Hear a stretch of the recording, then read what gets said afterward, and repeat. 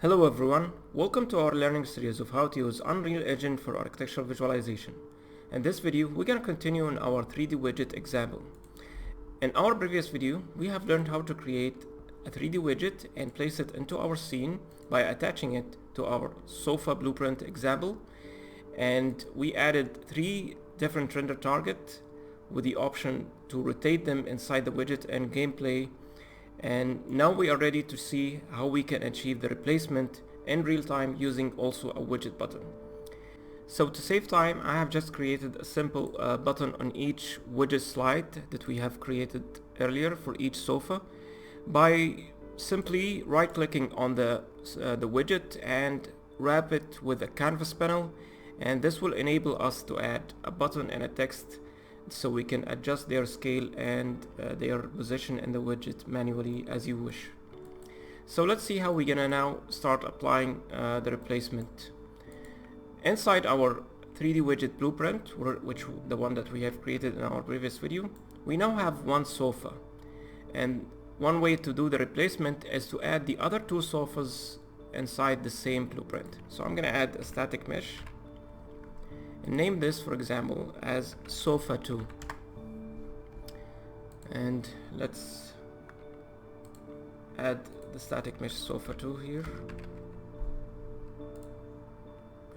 So now we can add, or sorry, we can rotate it and adjust its location based on the reference that we have for the sofa 1. So when we toggle the visibility for this one, it will land in our scene as it should be, as it was replaced in the widget blueprint. So this is sofa 2, and the first thing we're gonna do is toggle its visibility to disable it, and let's add the other one also and name it also as sofa 3. Make sure that it's not attached to the sofa 2 so it doesn't get affected by the sofa 2 blueprints. And let's choose our sofa 3. The same thing also, we're just gonna adjust its location where we wanna have it placed in our 3D world. Okay, so also visibility off. So now that we have our additional static mesh added to the 3D widget blueprints of our sofa, let's now compile and head to the widget so we can start adding the functions to the button. So for sofa 1, we're gonna click on sofa 1 button and let's hit on clicked. The first thing we're gonna do is basically get all actor of class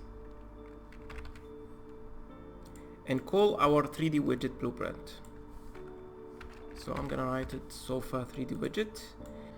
Next we're gonna get a copy and to array all the index of the sofa 3D widget.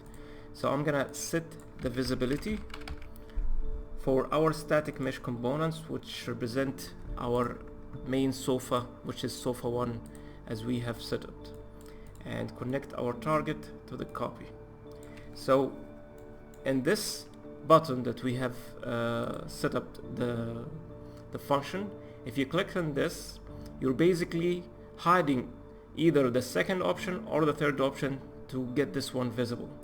So I'm gonna get also the set visibility, and why I'm dragging from this is just so simply I can get the reference of the other sofas directly. So I have sofa 2, but I'm gonna connect the first one here, and then this is sofa 2 connected also to the target. So if I click this one, I need my sofa, the first one, to be visible, and whatever is the other 2 sofas to be hidden. So again, set visibility for sofa 3, disconnect this, and also this is gonna be hidden. Sorry. So I'm gonna connect this. Okay, so maybe this is a little bit confusing for you, but once we set up the other one, it will be really clear and simple. So for the second one, which is represent the second sofa, I'm gonna duplicate sorry, I'm gonna duplicate all of that and connect it to our second sofa. Let me just give a little bit of space here. So this is sofa 3. Of course we can arrange this a little bit by dragging just a point here. And for the second sofa we need this one to be visible and the other two to be invisible. And again, for sofa 3 button on clicked, we're gonna duplicate this, and again for sofa 3 we need sofa 3 to be visible and the other two to be invisible. So let's compile, and we have one connection missing. Compile again. Hope everything is okay. Okay, so let's test this and see how it's gonna go. So if we head to our 3D widget, let's choose sofa 2, and as you can see we have replaced sofa 1 with sofa 2.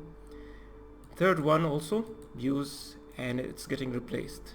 So if we go back to the first one and we click, basically the simple nodes that we have set up with which is the set visibility, have toggled the visibility for the other two to be off. So I hope this tutorial was clear enough for you guys, and if there is any question, please share it down in the comments. We're gonna continue also in our next video to see how we can manage to create a different method of how to use also the 3D widget for the sofas to be interacted through our real-time presentation. So thank you for watching, and see you in the next video.